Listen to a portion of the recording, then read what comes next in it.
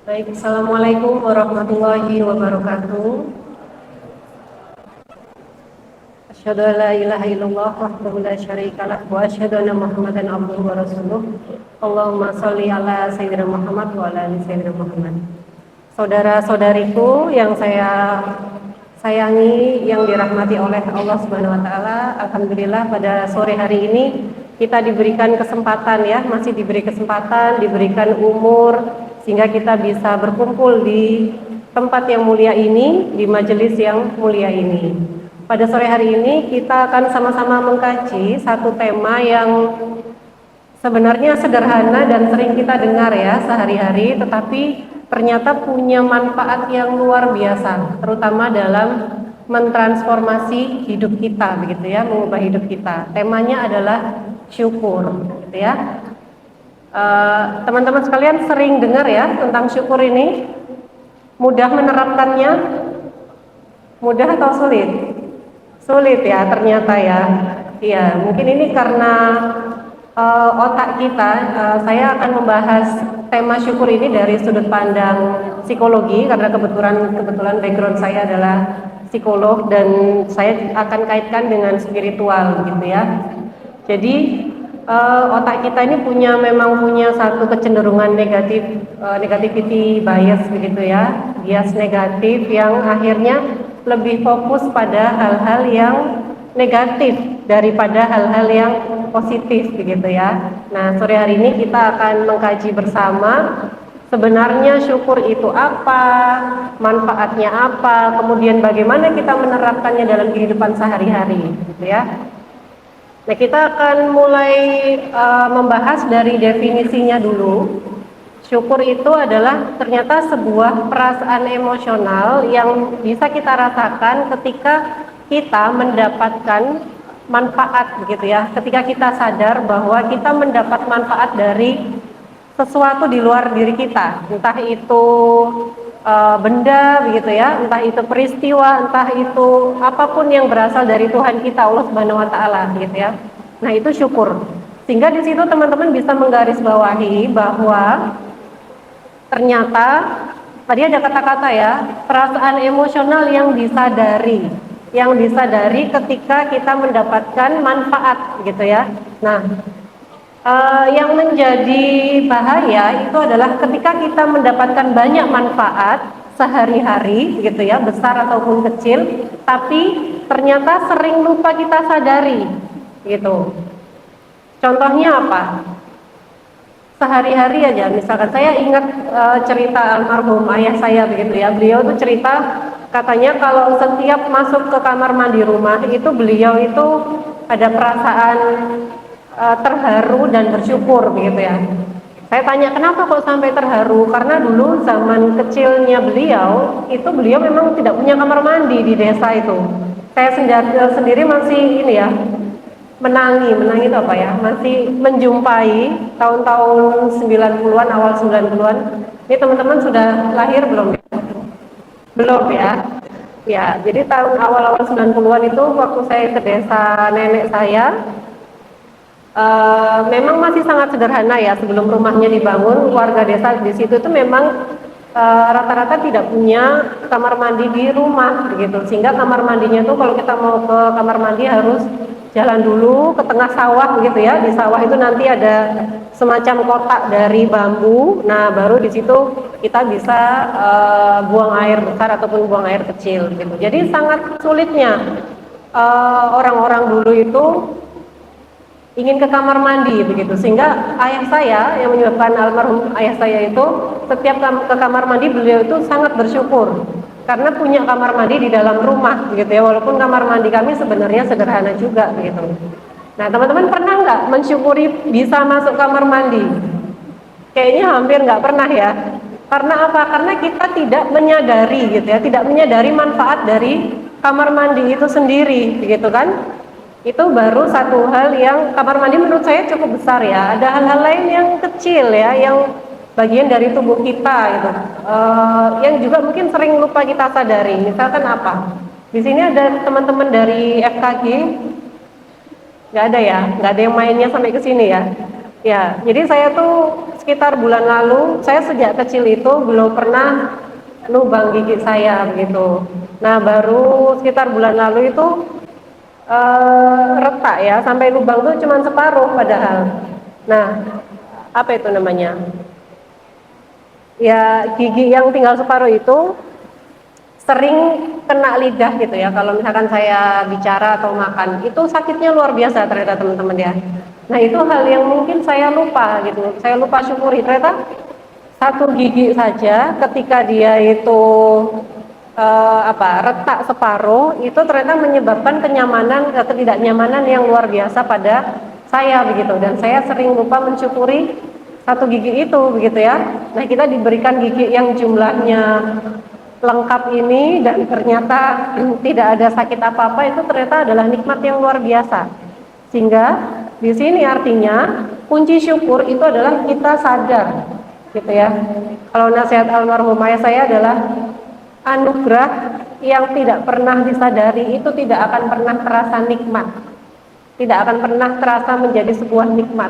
Jadi teman-teman di sini bisa kuliah, tapi kalau tidak pernah menyadari bahwa ini adalah anugerah gitu ya, ya nggak akan pernah terasa nikmat kuliahnya.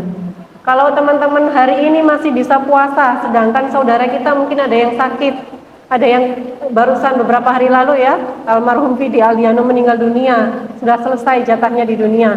Kalau umur kita tidak pernah kita sadari juga tidak akan pernah terasa menjadi sebuah nikmat gitu ya.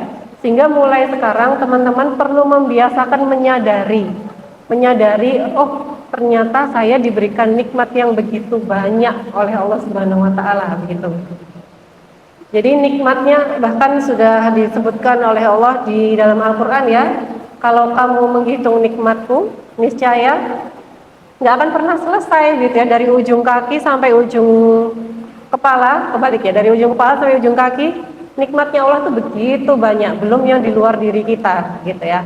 Nah, lalu sebenarnya manfaatnya apa kita ini bersyukur ya, tidak hanya di waktu-waktu tertentu, bahkan setiap saat ya, tidak hanya untuk rezeki yang kecil, bahkan rezeki yang besar, bahkan rezeki yang kecil, tidak hanya ketika kita bahagia, bahkan ketika kita sedih, menurut persepsi kita juga dianjurkan untuk bersyukur. Ternyata manfaatnya luar biasa banyak ya teman-teman sekalian.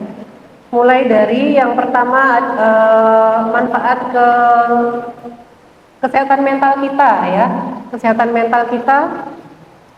Orang-orang yang bersyukur ternyata di beberapa penelitian ditemukan bahwa hidupnya ini menjadi lebih optimis dan bahagia gitu ya.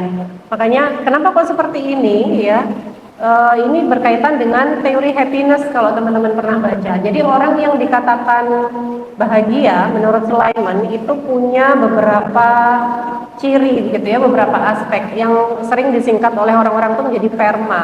P-nya itu adalah positive emotion. Jadi orang-orang yang bahagia itu biasanya punya emosi yang lebih dominan positifnya daripada negatifnya. Orang yang bahagia itu bukan yang tidak pernah sedih ya, bukan yang tidak pernah bad mood gitu ya, atau kecewa, tetapi dia mampu mengelola emosi yang negatif itu menjadi lebih positif dengan lebih cepat gitu.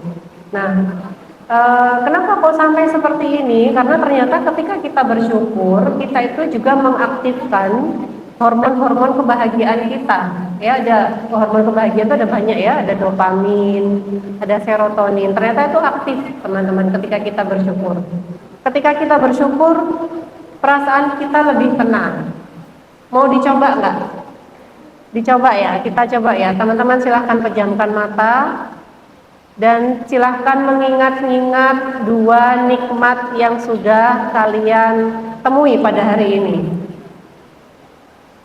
Silahkan diingat-ingat dan disebutkan. Nikmatnya tuh boleh sederhana aja ya, misalkan oh akhirnya saya ngumpulin tugas dari dosen tepat waktu, oh tadi saya bisa sahur tanpa terlambat gitu ya, bisa sahur sama sate favorit saya misalkan.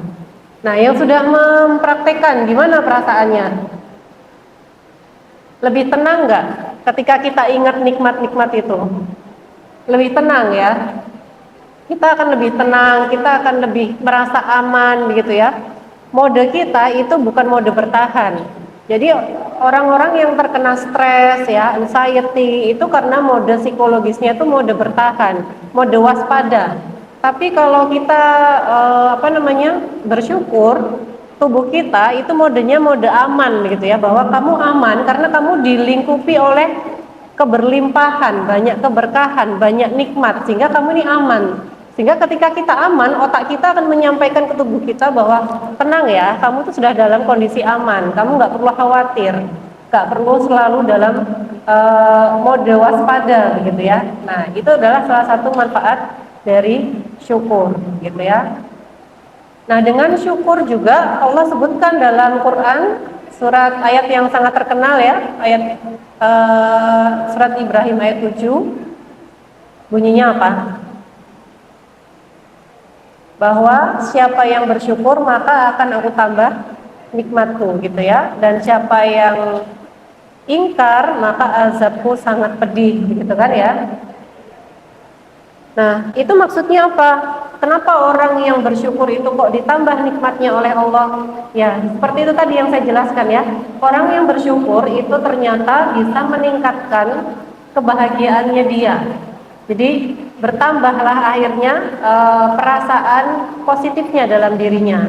Kemudian juga ketika kita bersyukur, teman-teman, ternyata kita ini menyebarkan frekuensi begitu ya, frekuensi yang dianggap oleh alam semesta itu frekuensi yang cukup tinggi ya, yang berkelimpahan begitu, sehingga alam ini akan merekam apa yang kita pantulkan gitu, apa yang kita pancarkan gitu. Jadi akhirnya dari situ keinginan-keinginan kita itu akan lebih mudah terkabul karena frekuensinya sama, frekuensi sama-sama keberlimpahan, sama-sama lebih, bukan kekurangan gitu ya. Dan orang yang bersyukur itu tadi hatinya lebih tenang. Tadi kan teman-teman sudah praktekkan ya. Oh, ternyata ketika saya mengingat bahkan nikmat yang sangat sederhana, itu hati saya lebih tenang. Nah, tenang ini yang juga akan lebih memudahkan nikmat itu untuk datang ke kita. Seperti kalau diibaratkan seperti baskom gitu ya, seperti wadah. Kira-kira kalau wadah yang isinya air ya, yang sudah ada isinya air separuh ini, dia goyang-goyang begitu, tidak stabil. Kalau diisi air, airnya akan seperti apa jadinya? Tumpah, ya kan? Lebih mudah tumpah gitu. Karena apa? Karena tidak tenang. Nah, yang membuat kita tenang itu apa? Salah satunya adalah syukur itu tadi, gitu. Itu juga sebabnya kenapa kita pernah dengar bahwa syukur itu adalah amalan atau gambaran para ahli surga. Jadi ahli surga itu adalah orang-orang yang ahli syukur begitu ya. Nah, seperti itu. Kemudian apalagi manfaatnya syukur dalam kehidupan sehari-hari? Ada yang mau menambahkan mungkin?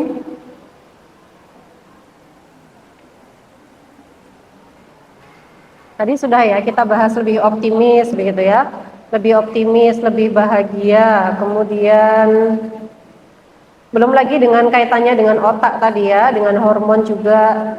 Kemudian ketika seseorang bersyukur itu ternyata mengubah struktur kebiasaan di otak kita gitu ya. Jadi ketika kita bersyukur, kita terbiasa untuk mengingat ya, atau bahkan lebih baik lagi kalau mencatat hal-hal yang disyukuri, itu membuat otak kita berubah arah dari yang awalnya itu fokus pada ancaman ya, mode waspada menjadi mode yang lebih aman begitu ya, fokus pada keberkahan. Oleh sebab itu orang-orang yang bersyukur tadi hatinya menjadi lebih tenang. Kalau secara psikologis itu lebih sedikit stres begitu ya, apalagi depresi. Kemudian kesejahteraan spiritual tentu saja meningkat ya teman-teman.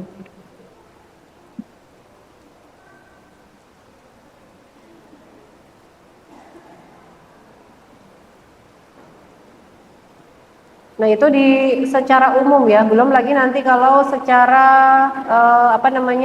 aspek kehidupan kita ya, entah di pendidikan, entah di tempat kerja. Orang-orang yang bersyukur itu akan lebih fokus pada hal-hal yang positif dibandingkan hal-hal yang negatif, sehingga dia akan lebih mudah mencari solusi ya ketimbang menyalahkan situasi begitu. Jadi kalau misalkan kita punya masalah, kita ketika masih bisa melihat hal-hal yang kita syukuri, kita akan fokus pada solusi ketimbang menyalahkan situasi, apalagi teman-teman kita begitu ya. Nah, itu adalah beberapa manfaat dari syukur. Kemudian juga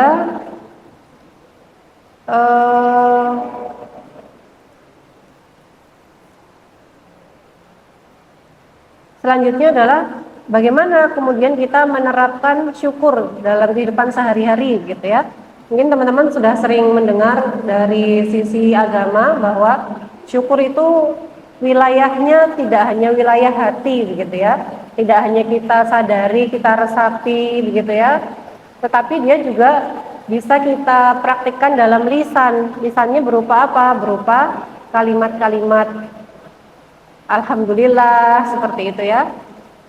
Zikir pada Allah, kemudian juga dalam perilaku ya, orang-orang yang bersyukur itu orang-orang yang memanfaatkan nikmat Allah dengan sebaik-baiknya. Ketika kita bersyukur, kita punya tubuh yang sehat, maka kita akan jaga tubuh kita dengan baik gitu ya. Ketika kita bersyukur bahwa kita punya apalagi teman-teman yang baik ya, kita akan menjaga pertemanan itu juga dengan baik begitu ya. Jadi itu adalah bentuk syukur secara perilaku. Jadi syukur itu tidak berhenti di hati, tetapi di lisan dan juga di perbuatan ya. Kemudian orang-orang yang bersyukur, tadi kan dikatakan ya, orang yang bersyukur itu akan lebih bahagia. Nah, orang yang bahagia itu akan cenderung untuk berbuat lebih positif ya daripada negatif. Contohnya apa? Misalkan teman-teman kalau lagi senang gitu ya, entah menang lomba, entah lagi ulang tahun. Naluri kita itu apa? Kepengen apa kira-kira? Kepengen traktir temen gitu ya, traktir keluarga gitu kan ya. Jadi ketika kondisi kita itu bahagia, kita tuh akan cenderung ingin berbuat baik pada sesama. Nah, berbuat baik itu akhirnya nanti kembali lagi ke diri kita sendiri, sehingga seperti sebuah lingkaran gitu ya, lingkaran yang terus menerus gitu. Nah, itu tadi manfaat ketika kita bersyukur. Lalu bagaimana caranya? Yang lain lagi adalah mungkin teman-teman sering dengar ya, yaitu dengan cara gratitude journaling ya. Journaling itu tidak menulis artikel ilmiah ya, bukan ya, tetapi kita menulis apa saja sih yang bisa kita syukuri pada hari ini gitu ya. Bagus kalau teman-teman bisa melakukan setiap sebelum tidur, atau misalkan setelah bangun tidur begitu ya, ditulis. Jadi hari ini apa saja sih hal-hal baik yang sudah saya temui, yang sederhana saja, nggak usah yang tinggi sekali ya. Misalkan kalau pas momennya tinggi boleh juga ditulis, misalkan oh saya dapat IPK 4 misalkan begitu ya, boleh silakan ditulis. Tapi kalau momennya tidak pas seperti itu ya, yang sederhana seperti yang saya sampaikan tadi ya, misalkan alhamdulillah hari ini saya bisa makan bakso favorit saya misalkan begitu ya. Alhamdulillah hari ini saya dimudahkan Allah untuk olahraga misalkan ya. Olahraga itu kalau kita tidak punya cukup niat yang kuat, kita nggak akan olahraga kan ya. Sehingga itu satu nikmat tertentu ketika Allah itu menggerakkan diri kita untuk olahraga gitu ya. Alhamdulillah hari ini saya bisa nahan marah ketika teman saya nyebelin. Nah, itu perlu disyukuri.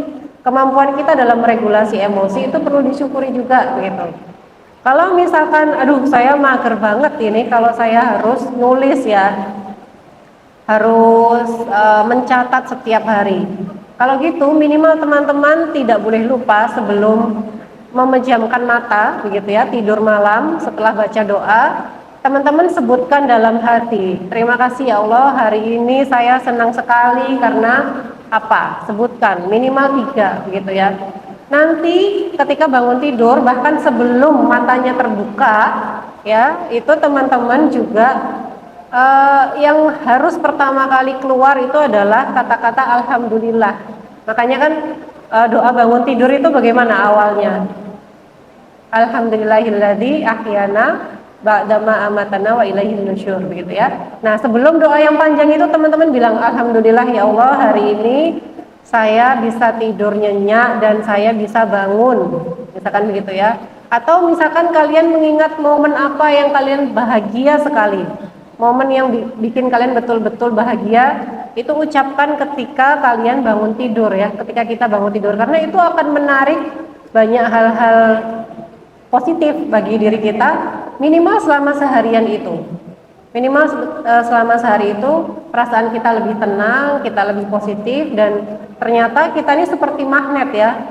Kita akan menarik apa yang kemudian satu frekuensi dengan kita, seperti itu ya. Nah, pertanyaan selanjutnya adalah bagaimana kalau misalkan kita tidak cukup banyak peristiwa yang menyenangkan, dalam tanda kutip ya, menyenangkan versi kita gitu kan. Karena kita akan cenderung lebih mudah bersyukur ketika kita menemui peristiwa yang menyenangkan. Sedangkan kalau misalkan mau ke kampus kemudian bannya bocor, mau ke kampus diserempet sama motor lain gitu ya, bisa nggak kita tetap bersyukur? Seharusnya bisa begitu ya. Makanya kan ada satu kalimat alhamdulillah ala kulli hal gitu ya. Jadi kita bersyukur itu pada segala sesuatu, tidak hanya hal-hal baik tapi hal-hal buruk. Nah, lalu bagaimana cara kita mensyukuri hal-hal yang menurut kita buruk begitu ya? Walaupun sebenarnya kalau dari sisi Allah tidak ada hal buruk, semua itu untuk kebaikan bagi kita gitu ya. Kita memilih itu kan karena sesuai kepentingan kita. Oh, kalau kepentingan kita lancar, oh ini kita sebut nikmat. Kalau kepentingan kita enggak terpenuhi, ini kita sebut sebagai bukan nikmat gitu ya, atau bahkan musibah. Nah, bagaimana kita mensyukuri hal-hal yang tidak sesuai dengan keinginan kita? Kita bisa pakai cara nenek moyang kita ya. Kalau di Jawa itu istilahnya yang sering dikatakan oleh para nenek moyang kita itu kata-kata slamete gitu ya, teman-teman, kalau yang asli Jawa. Jadi kalau misalkan ada anak yang jatuh, slamete kok cuman lututnya yang berdarah gitu ya, nggak sewajah-wajahnya, nggak setangannya gitu ya. Jadi yang dicari itu adalah apa yang masih tersisa, bukan apa yang hilang. Nah, itu adalah cara kita untuk memudahkan bagaimana kita mensyukuri di saat yang sulit. Contohnya juga misalkan satu peristiwa tahun lalu ya yang cukup membuat gempar, peristiwa di luar negeri ya, ketika ada salah seorang calon penumpang maskapai pesawat terbang, dia itu ketinggalan pesawat. Nah, teman-teman tahu ya berita itu, dia ketinggalan pesawat, dia marah-marah luar biasa, tapi ternyata pesawat itu adalah yang kemudian mengalami kecelakaan. Nah, begitu, sehingga akhirnya dari yang awalnya dia marah menjadi dia bersyukur, untung saya terlambat ya, begitu. Nah, sehingga kita pakai cara itu. Oh, siapa tahu gitu ya, dengan saya ini bannya bocor, Allah itu sedang menyelamatkan saya dari musibah yang lebih besar gitu. Jadi caranya bisa seperti itu, teman-teman. Melihat apa yang masih tersisa, bukan apa yang berkurang, dan melihat ke depan ini, siapa tahu kita ini akan mendapatkan nikmat yang lebih besar dari yang kita perhitungkan gitu ya. Nah, itu adalah cara-cara kita kemudian bisa tetap melanggengkan syukur baik dalam kondisi lapang maupun sempit gitu ya.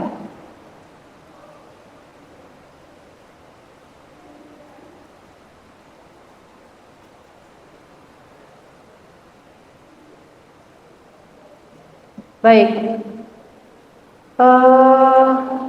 bagaimana juga cara kita bersyukur dalam kehidupan sehari-hari itu juga bisa kita lakukan dengan cara menggunakan apa yang sudah dianugerahkan oleh Allah itu untuk hal-hal kebaikan. Itu bentuk syukur ya. Misalkan teman-teman punya ilmu apapun ya, yang kuliah di jurusan apapun, sesedikit apapun, itu teman-teman bagi, itu adalah bentuk syukur gitu ya. Teman-teman kemudian punya sedikit rezeki, kalian kemudian infakkan, sedekahkan, itu adalah bentuk dari syukur. Jadi jalan untuk bisa bersyukur itu adalah banyak cara gitu ya. Bahkan dalam setiap detik itu kita punya kesempatan untuk bersyukur. Teman-teman silahkan coba untuk mempraktekkan syukur ini, tidak hanya sehari 2 kali, kalau bisa setiap saat. Nah, nanti akan terasa bedanya ya, akan terasa transformasi hidup ini menjadi lebih positif ya, lebih ternyata banyak sekali keberkahan-keberkahan yang datang setelah itu, banyak sekali kesempatan, banyak sekali nikmat yang Allah itu kayak istilahnya, ya Allah, yang kemarin udah loh, kok hari ini saya dapat lagi ya, kok saya dapat lagi ya, gitu ya, yang sampai membuat kita itu menangis terharu saking banyaknya nikmat Allah itu.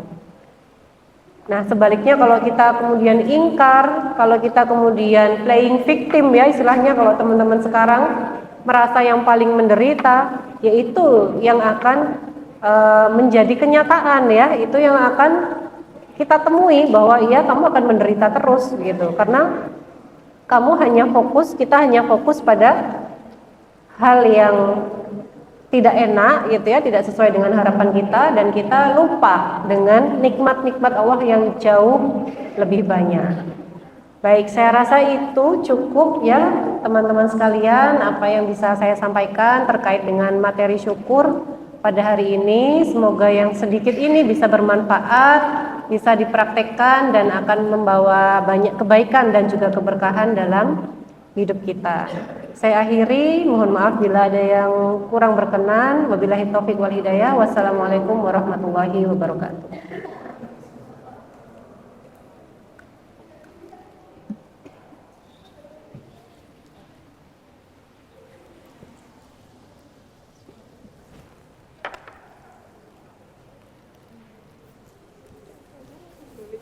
Gimana? Langsung balik. Iya, langsung balik aja saya.